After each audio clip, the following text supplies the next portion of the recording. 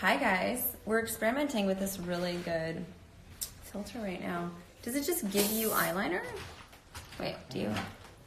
Oh, I'm so pretty. You're always so pretty. Hey, Sos in the house. Look, I'm so pretty. Should we change the filter? It's like an aggressive filter. It's very aggressive. Hi guys, so we are getting ready for the LA's Finest premiere party tonight. So it's premiering, but this is the party. What filter should I do?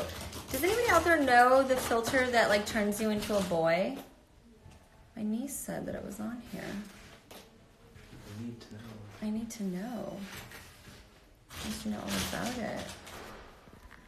it. So I have a TV show I did with Gabrielle Union, and it's a offshoot of a movie called Bad Boys. I guess it's like an extension. It's like a cousin. It's like a cousin of Bad Boys. Do you guys remember Bad Boys? I loved Bad Boys. It was like seriously one of my favorite movies. I loved it because I love seeing people just like do action and have fun, but still are badass. But I think the fun and the comedy really, and I love the partnership. I love seeing Will Smith and Martin Lawrence. And so in this, you get to see, I mean, when do you ever get to see two women doing that? Never. Like that. And the way they always portray women in a lot of entertainment is women have to be so masculine. You sort of lose your femininity, or you have to be so serious all the time, or you get to be the wife.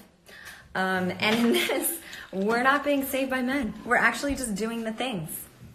So it was cool. So we're both women of color, and we're kicking butt and taking names. And we're not perfect. We screw up a lot, which I think is cool to see. People who are flawed and are trying to get through it. But we're also, we're partners. I think in a lot of ways, women have seen too many times that they need to be competitive. And I think it's super important to just reinforce this idea that you can be different, but you can freaking be homegirls and you can have each other's back. And so that's what Gab and I really wanted to do when we were doing this show. And it is premiering May 13th on Spectrum Originals. This is Aurora. Hey. Aurora. How do you say your name in your French? Oh, I mean, Aurora. perfect. It's like a Disney character, basically, It is. right?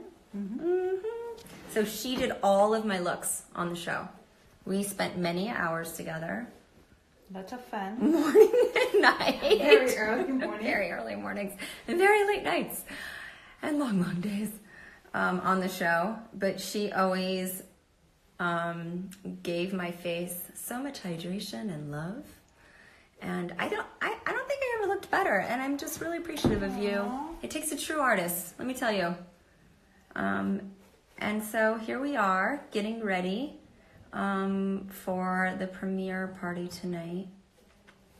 Are you guys having any fun tonight? What are you doing? It's Friday.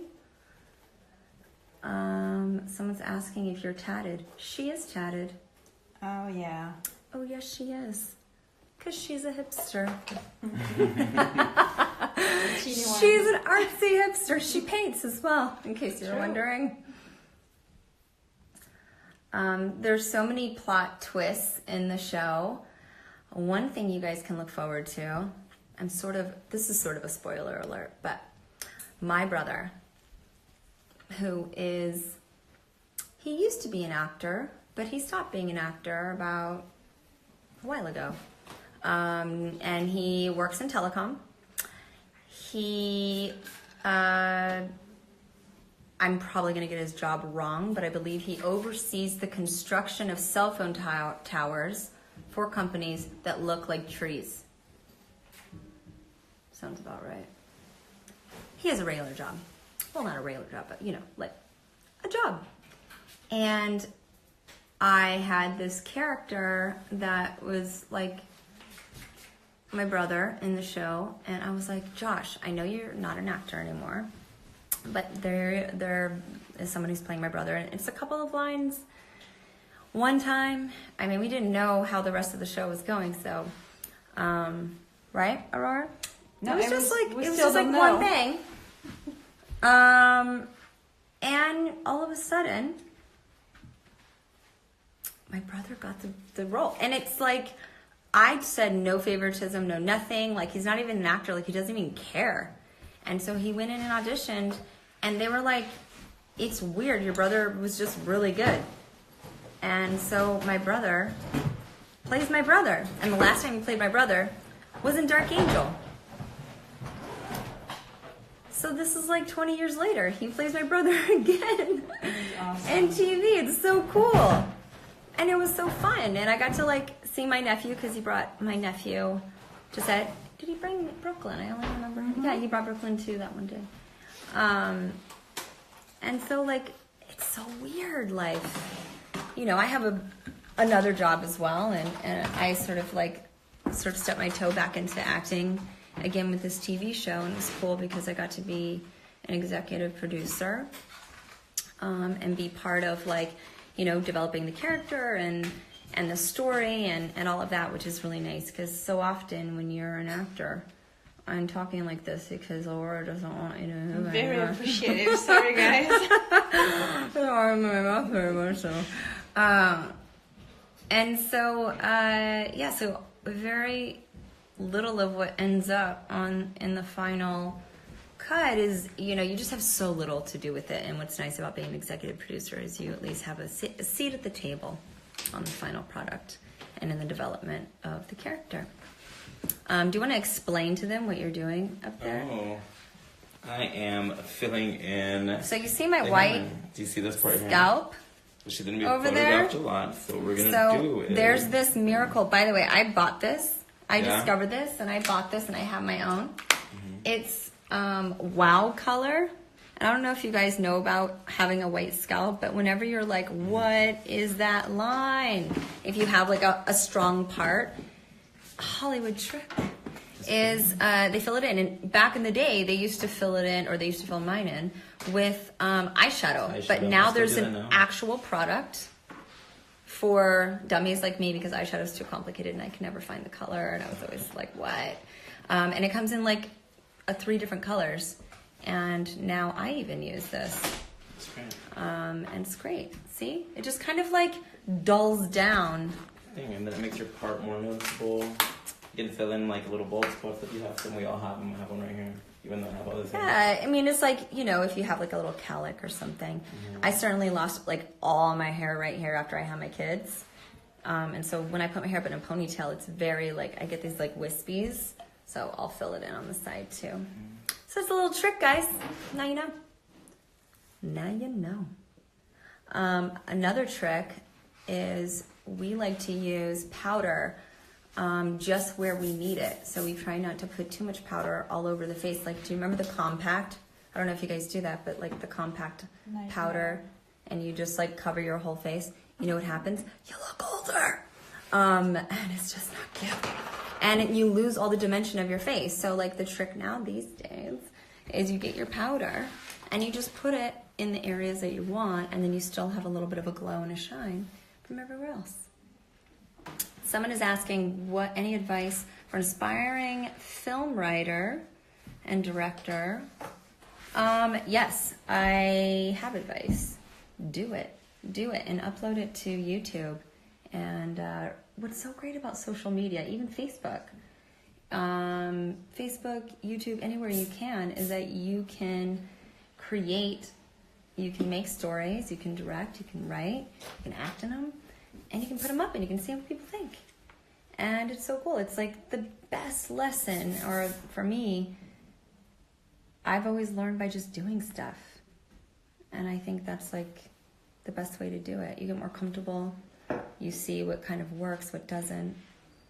What, you know, the dialogue that's in your head or on a paper is so different than when it's in people's mouths. And so, yeah, that's my advice. How am I loving Paris? Well, I'm not in Paris anymore, but I love Paris. One of my favorite places. Let me tell you. one of my favorite places. And I certainly love being in Paris with my husband, which is very rare, because he speaks French. It's much easier to navigate the city with him. Someone asked me what my favorite movie I've made and why. I don't know. I mean, I feel like every memory that I have of every movie that I've made isn't ever about the final outcome, but it's always about the experience I had, like what stage I was at in my life. It's sort of like, I don't know. I guess that's just exactly what it is. And so depending on where I was at in my life is kind of how I feel about the movie. You're doing a line, so I'm just going to, yep. Just being very careful over here. Using a small voice.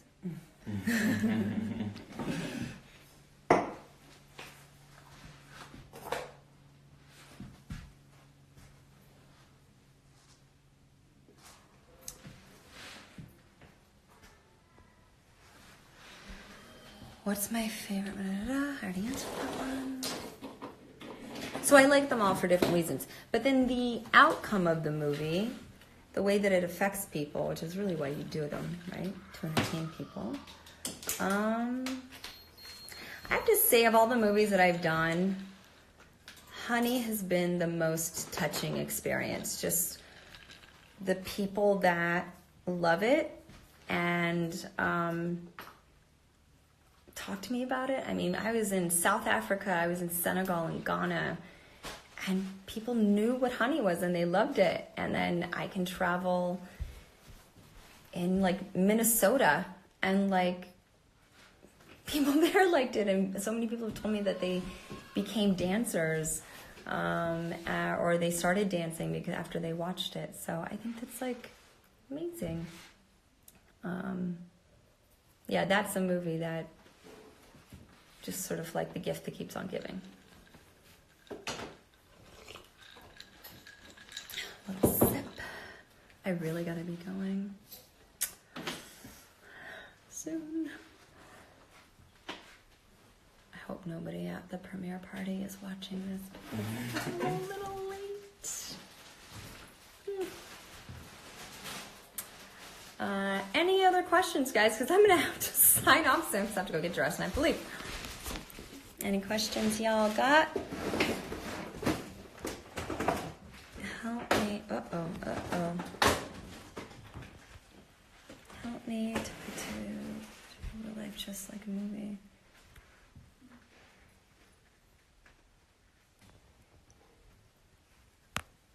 I like the space movie.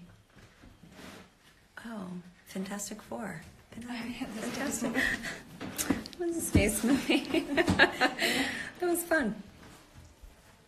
That was fun. I actually really liked playing Sue Storm. The experience of going around the world and meeting people as Sue Storm, and that was before they had all those, they've perfected the special effects. That was really fun. That one. What else? Dark Angel was fun because that was my first experience with even being able to go around the world and meet people. And I had lived in Australia already, and I'd lived in Canada, and I'd traveled in Europe, but being able to really see the world with such a interesting new character, because the thing about entertainment is it's really powerful because people see something or it opens their eyes to a possibility that they never dreamed of, and that was interesting to see that people responded so strongly to a genetically engineered, kind of monotone, not very friendly superhuman person who was, emotionally guarded.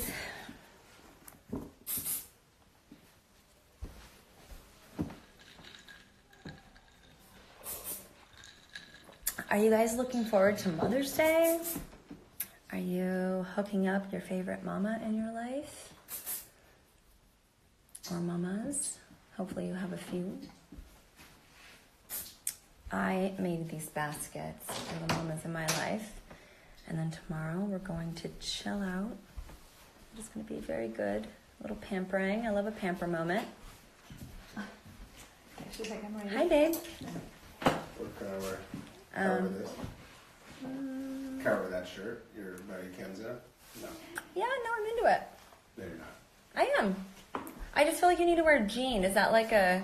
Jeans? Well, with that shirt, the shirt doesn't lend itself to like a slack. I mean...